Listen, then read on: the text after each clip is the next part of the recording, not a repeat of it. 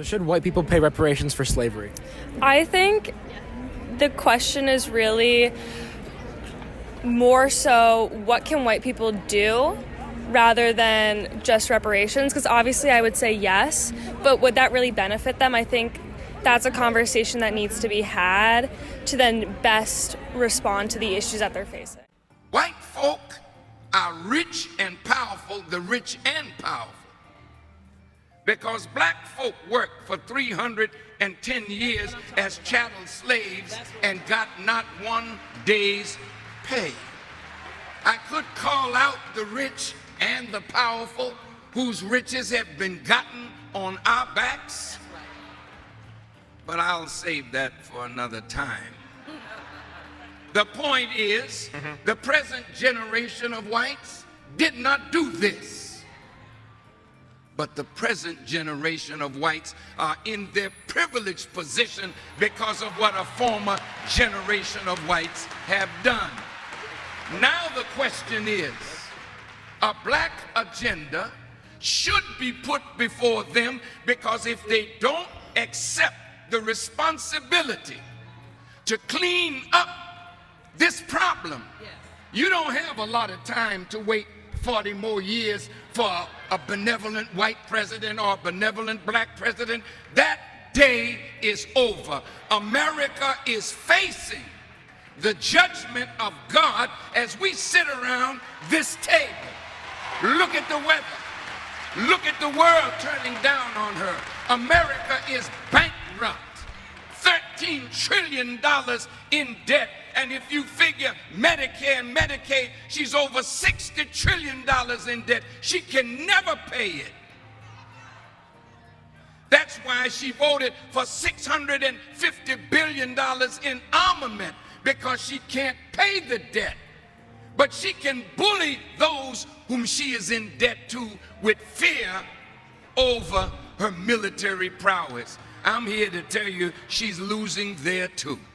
Good people, welcome back to the channel, and I hope you're doing great from wherever you're watching this video from. Now, talking about this question of responsibility, there is a lot that needs us to sober up and agree on. Now, responsibility when it comes to oppression of black people, it takes us back to what was done and who did it and who was it done to. When we talk about these atrocities committed to black people, we're talking about slavery, we're talking about racism, we're talking about discrimination in any other way, we are talking about colonization, we're talking about apartheid, and many others. These were actually committed to black people. So black people become the victims or recipients, you can say. And just to digress a little bit, so the world as it is has always, in majority, has been patriarchal. For example, men have really ruled the world. And then we have lately been coming to, a phase in time in which this patriarchy is getting challenged. But I guess the best positioned people to challenge patriarchy are men, because men are the ones who can dismantle a system that they have created, maintained it for all that time. Now, it brings us back to this point of oppression of black people. Who created the system that oppresses these people? Because then that is the person that must take responsibility. Okay, let's listen to these videos that I have compiled for you, and we'll be back with a good analysis. So see you on the other side. Perhaps the most brilliant writer ever to set pen to paper, James Baldwin, not only in this country but any country, said a lot of things about race that you ought to know. But one thing in particular I think especially relevant for this evening and for really all the work that I do. He said this, and he said it in 1965 in Ebony magazine, in a special issue of Ebony that was actually talking about the white problem in America, right? Because as I may mention, we normally think of race as a black and brown problem. But Ebony that year flipped the script on that normal narrative and said, no, actually, we're going to examine whiteness and the problem of whiteness. And they had Baldwin write an essay. And in his essay, he said, among other things, the following. He said, people who imagine that history flatters them as it does indeed since they wrote it, are impaled on their history like a butterfly on a pin and become incapable of seeing or changing themselves or the world. This is where it seems to me the vast majority of white Americans find themselves impaled. They are dimly or vividly aware that the history they have fed themselves is mainly a lie, but they do not know how to be released from it, and they suffer enormously from the resulting personal incoherence.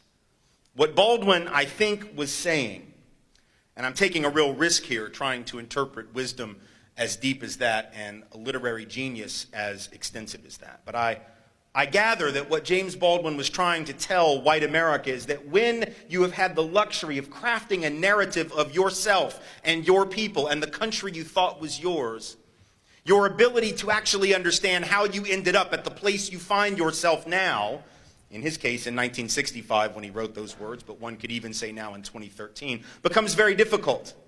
It becomes difficult, if not impossible, for members of a majority who have crafted a phony narrative, a narrative that at some level we know is not accurate. It becomes very difficult for us to understand not only the other and their perspective on current events or history and our contemporary political moment, but even to understand ourselves. And so rather than try, and rather than perhaps do the work that would allow us to be released from that history about which we're so torn and about which we're so afraid, I suppose, to speak, we try to avoid these conversations. That's why I'm always heartened when people actually show up, because every other voice in the culture is telling you not to.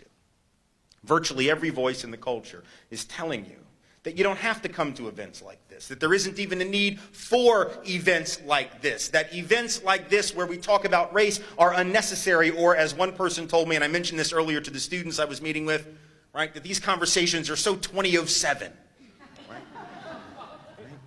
Because in 2008, I'm sure you heard, a man of color was elected president, and so done. You know, we don't have to have these conversations any longer.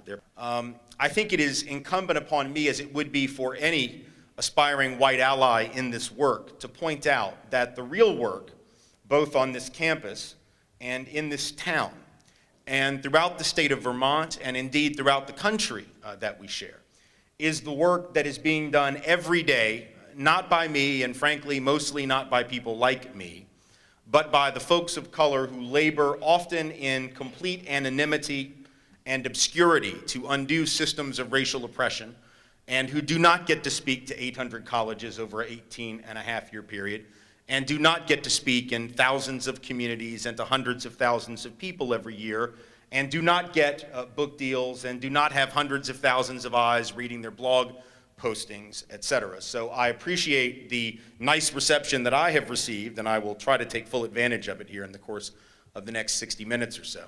But I hope that in the future, when people of color on this campus and in the other campuses around this town and throughout this community raise these issues with you, in a town that, as you've heard, if you did not already know, Ame has made it very clear, is a pretty white space, in a pretty white state, I hope that you will be as ready to hear these commentaries and to hear these things that I will speak this evening when they are coming from a face and from a body that does not look like mine, when they are coming from people without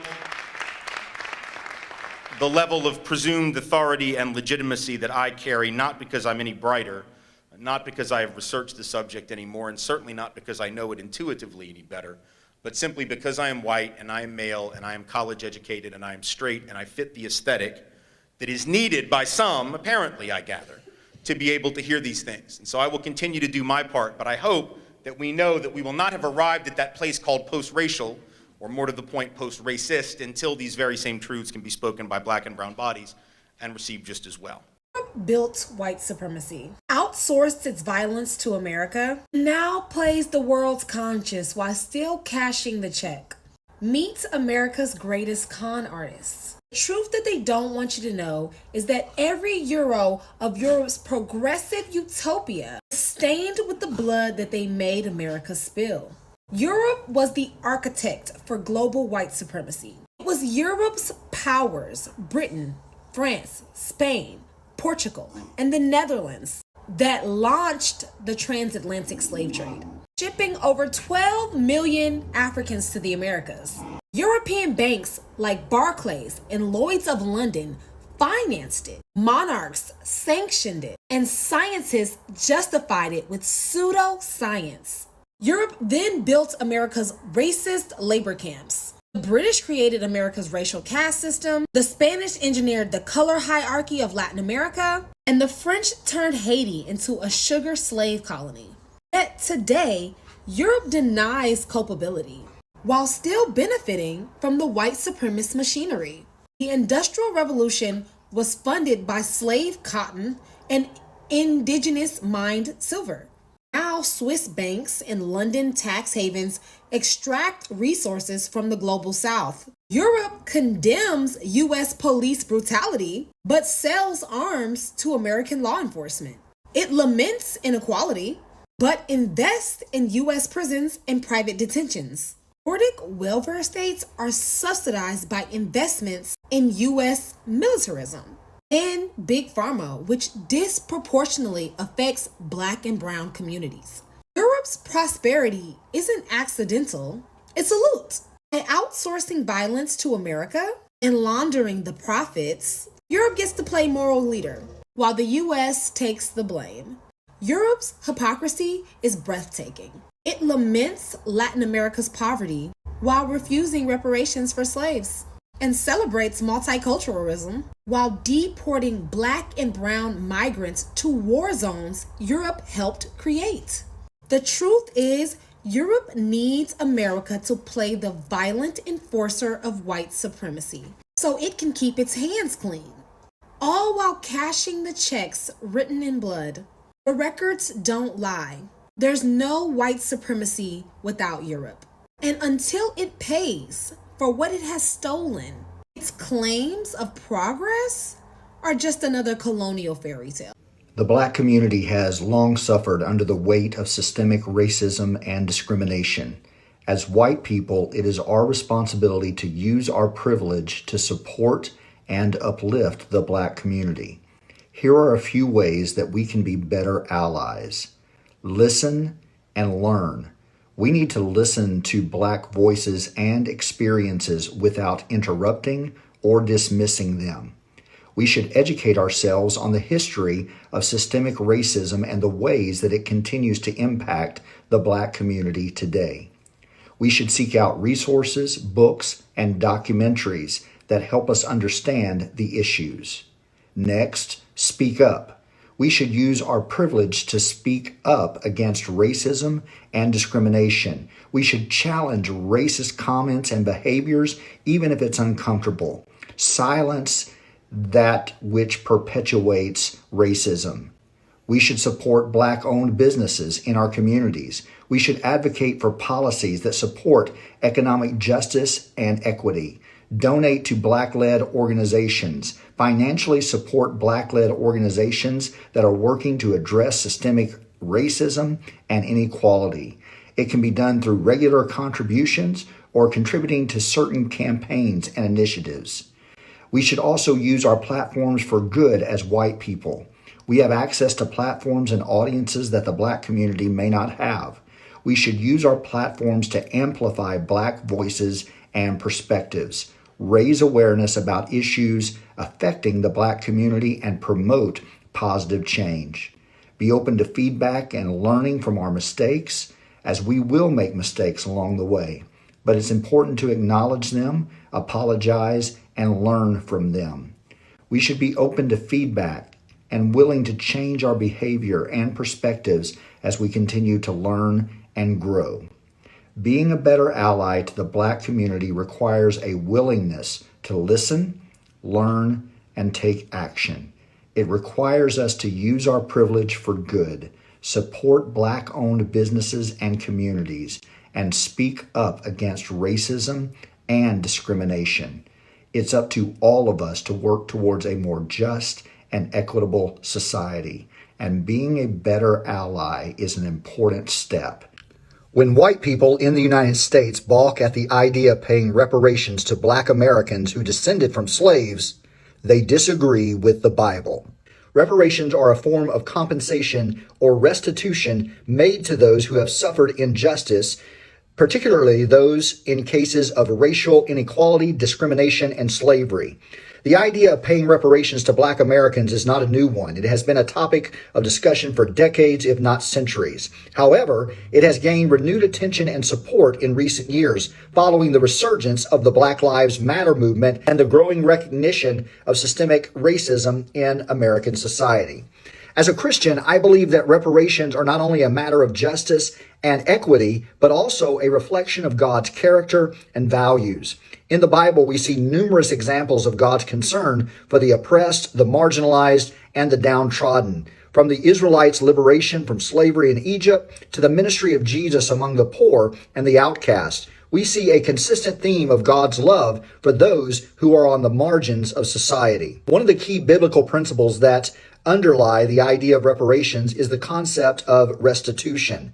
In the book of Leviticus, we see God commanding the Israelites to make restitution to those whom they have wronged. Leviticus 6:1-5 says, "If anyone sins and commits a breach of faith against the Lord by deceiving his neighbor in a matter of deposit or security or through robbery, or if he has oppressed his neighbor or has found something lost and lied about it, swearing falsely in any of all the things that people do and sin thereby, if he has sinned and has realized his guilt and will restore what he took by robbery when he got it by oppression or deposit that was committed to him or the lost thing that he found or anything about which he has sworn falsely, he shall restore in full and shall add a fifth to it and give it to him to whom it belongs on the day that he realizes his guilt." This passage emphasizes the importance of making restitution to those who have been wronged and not just restoring what was taken, but adding to it as a form of compensation. This principle of restitution can be applied to the issue of reparations to Black Americans who have suffered centuries of enslavement, discrimination, and systemic oppression. Another biblical principle that supports the idea of reparations is the concept of Jubilee. In Leviticus 25, God commands the Israelites to observe a Jubilee every 50th year, during which all debts are forgiven, all slaves to be set free, and all property to be returned to its original owners. This was a radical idea of economic justice designed to prevent the accumulation of wealth and power in the hands of a few and to ensure that all members of society had equal access to resources and opportunities. The idea of Jubilee can be seen as a model for reparations in that it seeks to address the root causes of inequality and oppression rather than just treating the symptoms. By forgiving debts, freeing slaves, and returning property, Jubilee seeks to create a more just and equitable society, one in which everyone has the opportunity to flourish. As a Christian, I believe paying reparations to Black Americans is only a matter of justice and equity, but also it is a reflection of God's values and character. Through the biblical principles of restitution and Jubilee, we see a model for how we can address the historical and systemic injustices that have plagued our society for far too long. While the issue of reparations is complex and contentious, I believe that as Christians, we have a responsibility to seek justice. Why do you think white people get almost double angry with white people who speak out? I believe that the most threatening thing to a white supremacist is not a person of color, it's a white person who disagrees with them. Because white people listen to white people instinctively more than they listen to people of other races. And I think that that is true of all different kinds of intersections. Men listen to men easily in a way they don't listen to women. Straight people listen to other straight people in a way instantly that they don't listen to queer people. So you think it's a power thing? I think that if somebody has an agenda of trying to create a world in which Black people are lesser or Black people like this, for white people to all agree with them with, the most threatening thing to them is a white person who goes, "You're wrong." Because that white person could make other white people think, oh, maybe he is wrong. Maybe Black people aren't actually like this. Maybe it's not like that. Some of them aren't doing a project of trying to convince everybody that Black people are worse. Some of them just have deep-seated, unacknowledged racism within themselves. They conceive of races as teams. My team is the white team. Dan, you're white, you're on my team. Automatically. And teams compete in sport. So you need, as a white person, Dan, on the white team, we need to be working together to look after our team. If you say anything that criticizes white people, you are harming the white team's attempt to win, and you are strengthening another team's attempt to win.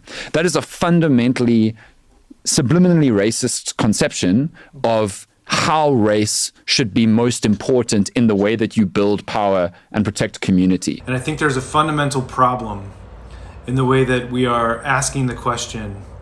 If you ask a white person if they're racist, inevitably they will tell you no. And pretty soon, there's no one who's taking responsibility for anything. So I think we need to change the question. I think we need to not make it, are you a good guy or a bad guy? Because everybody's going to want to be on the side of the good guys. We have to ask ourselves, in what ways am I participating in and benefiting from the racist reality, the racist culture that we all live in as a white person? And then we can begin to think about it, how to make some changes, make a plan, make reform. But I also think it's important to think about how the reality of racism lives within me personally, for each one of us as a white person, because there's a legacy that's passed down that we all need to explore. You know, there's this misnomer, lies that we hear that, you know, enslavement wasn't that big of a deal. Reparations aren't owed to people who are descendants of the trafficked Africans who come from places like this, because every group of people enslaved other people. Why do you think they stayed so long? How much, what did they, I don't even know, I'm a bit lost for words, but I guess the question is, how important was the trafficking of African people to the European dynasty, to Europeans dominating the world? Well, you know, it was all about exploiting human labor. So the monetary returns, or the money they were gaining from exploiting our ancestors' labor on the plantation farm, was good. So the money they made transformed Western Europe, transformed North America. So they continued. They wanted more and more and more and more and more of that. And the British didn't leave voluntarily. They didn't leave voluntarily. No. So if it were up to them, let us put it this way. The Europeans didn't leave voluntarily. We had to tell them that, okay, enough is enough. The black man is capable of managing his own affairs, so please leave. You cannot be anti-racist without being anti-white supremacy. White supremacy is literally the reason that race was created. Contrary to popular belief, the purpose of race is not to oppress black and brown people, although it certainly does do that. The purpose of racism is to secure power, prestige, and wealth for white people, especially the wealthy ones. According to the Smithsonian National Museum of African American History and Culture, American society developed the notion of race early in its formation to justify its new economic system of capitalism, which depended on the institution of forced labor, especially the enslavement of African peoples. To more accurately understand how race and its counterpart racism are woven into the very fabric of American society, we must explore the history of how race, white privilege, and anti-blackness came to be. And this information must drastically influence how we approach dismantling these systems. One of the things that makes the Holocaust unique amongst genocide, and I use unique for the lack of a better word, is the presence of reparations. In fact, Germany is still paying reparations. In 2023, it was decided that Germany would pay $1.4 billion over the course of the year to Holocaust survivors. Between 1945 and 2018, the German government paid $86 billion to Holocaust victims and their heirs. In fact, what was West Germany at the time paid Israel directly. This was in order to help them resettle Jewish refugees. The agreement was signed in September 1952, and over the course of 14 years, West Germany paid Israel around $714 million. Germany committed a genocide in Namibia between 1904 and 1908, which was essentially their practice run for what would later happen in the Holocaust. Germany agreed with the Namibian government that it would pay them $1.1 billion over 30 years, which, by the way, the German descendants of these colonizers still have a monopoly on the economy in Namibia. They still have a hold of the land. The communities in Namibia are in uproar because they want their land back, and they think that the reparations should be directly paid to them, which it should be. Let's not forget that Germany compensated both Israel and the heirs and the victims directly, but refuses to hand that wealth back over to the Namibian people. And it is in order to keep them in a cycle of poverty. If they gave those heirs what they deserved, they would then be able to start their own businesses. They would then be able to become economically independent. And that is a direct threat to white supremacy. And in Germany, it's very common to be taught about the Holocaust, but it's way rarer to be taught about what happened in Namibia and Germany's other colonies. However, despite the genocides that Europeans have committed globally, very rarely do any of those people receive compensation or reparations. And in fact, when they say that they deserve reparations, we have Europeans saying, but it wasn't my fault. It was my ancestors, not me. But they wouldn't say it to Holocaust survivors or victims. There is a belief that the pain inflicted on black and brown bodies is a given and a must. And I strongly do believe that Holocaust survivors and their heirs deserve compensation. I'm sorry to say it, but a couple years ago, I was one of the people that was like, man, guys, not everything is about slavery, like you're reaching. And then I started learning history, and I was like, oh my gosh, everything goes back to slavery. I'll look up a law, I'll be like, where did this law come from? It's like, law was made specifically to keep white rich people in power and prevent certain people from voting. And I'm like, holy cannoli, goes back to slavery. Interesting. I was looking up Wall Street. Wall Street used to be the base of a slave trade. Not necessarily surprised. Abraham Lincoln, the person that I was personally taught in school, ended slavery single-handedly. He actually, didn't even care about ending slavery, didn't care about equality really at all. It was completely politically motivated. Yeah, it all goes back to slavery, my guys. It's pretty crazy. Just start looking stuff up. Where did this come from? What's this about? Why did this start? Slavery. Holy cannoli. Family, please listen to something that Donald Trump said in regards to our National History African American Museum and History and Culture in D.C. You know that he is removing many of the artifacts out of there, return them to their owners, because he says museums in our nation's capital should be places where individuals go to learn, not to be subjected to ideological indoctrination or divisive narratives that distort our shared history. First of all, that is such ignorance. So you're saying that you want to remove what really happened in American history because it's divisive? But yet you all had a problem when we were telling you all you need to remove the Confederate flags, remove these Confederate statues because they were divisive. When I first saw this, that what the president and many of his racist cohorts are trying to do, they're trying to erase us. We know that. And at first I got angry and then I got nervous, but then I got quiet. And I said, you know what? God is not going to allow this. Black people will never be erased, and more so our ancestors won't. See, white people, I'm explaining something to you all, especially you racist white folk.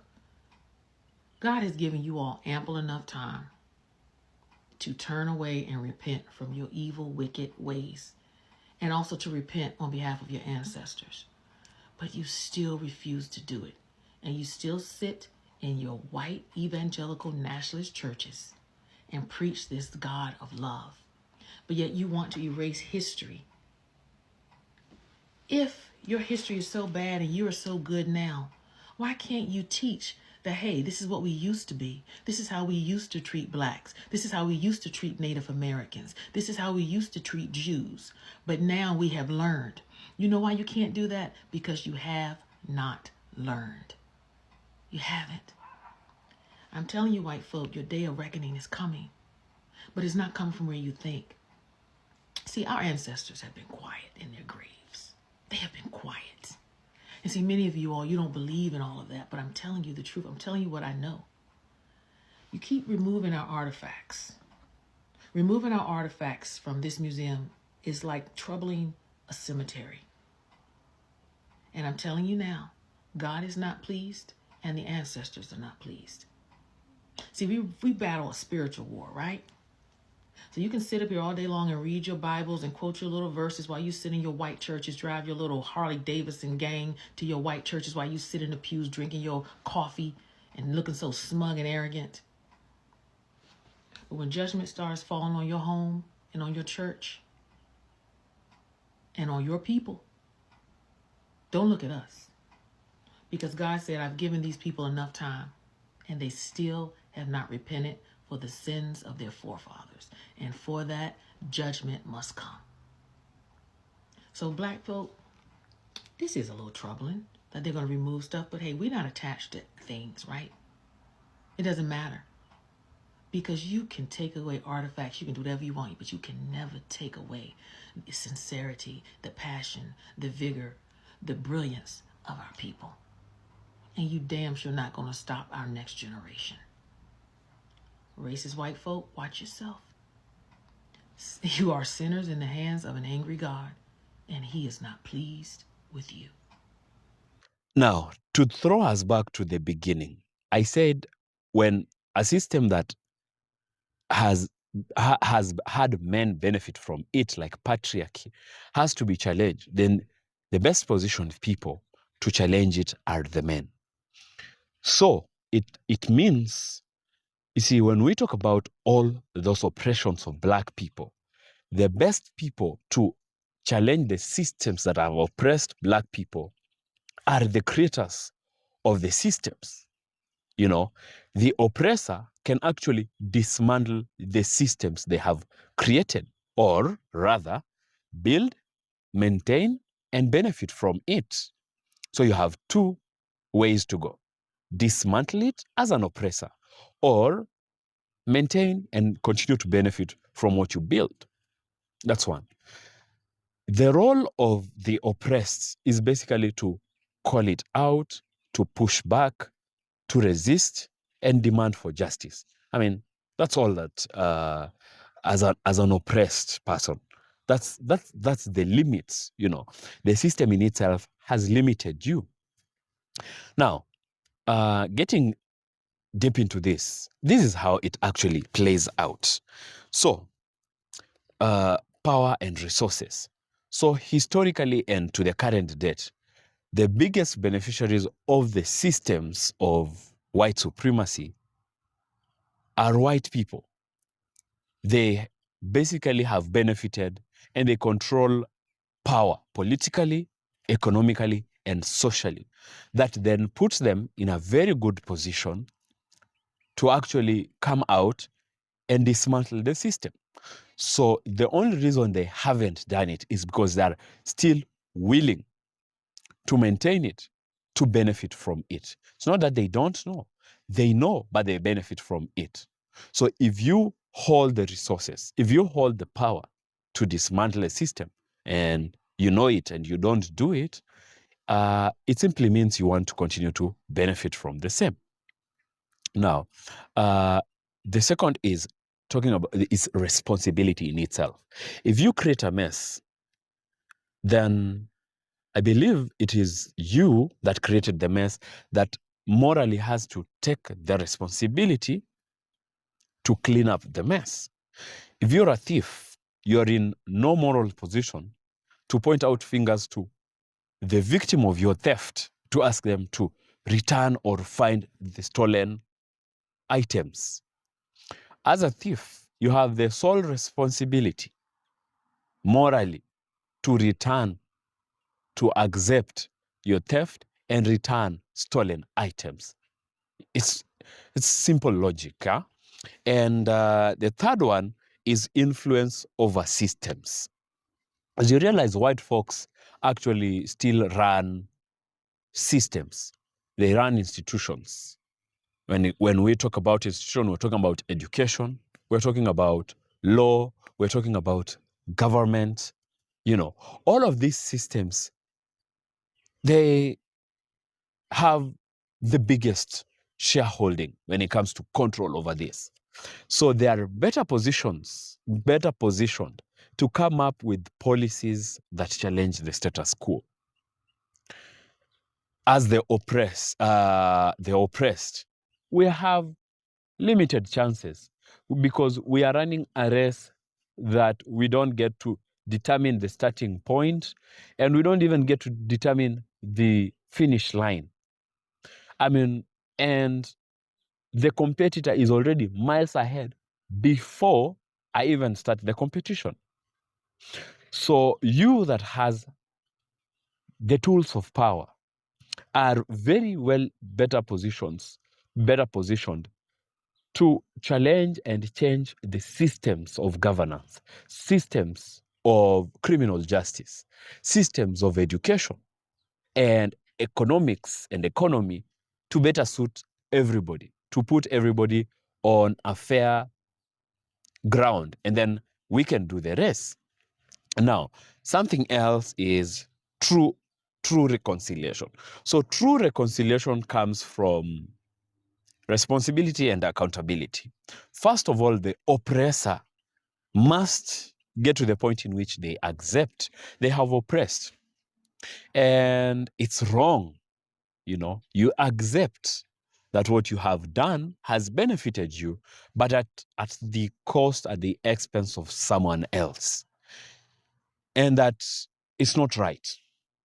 And then at that point of you accepting, we can hold you accountable.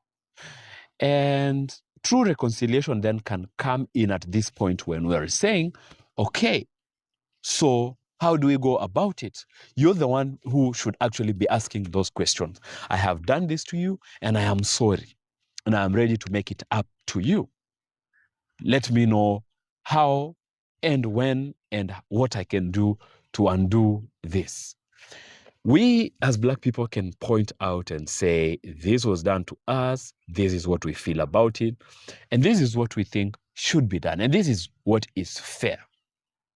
And you can go ahead and enact the systems that undo these so-called systems of oppression. Yeah. So in this subject of this video, what we are actually basically talking about is a question of generally responsibility. Who needs to take responsibility? Who needs to be held accountable?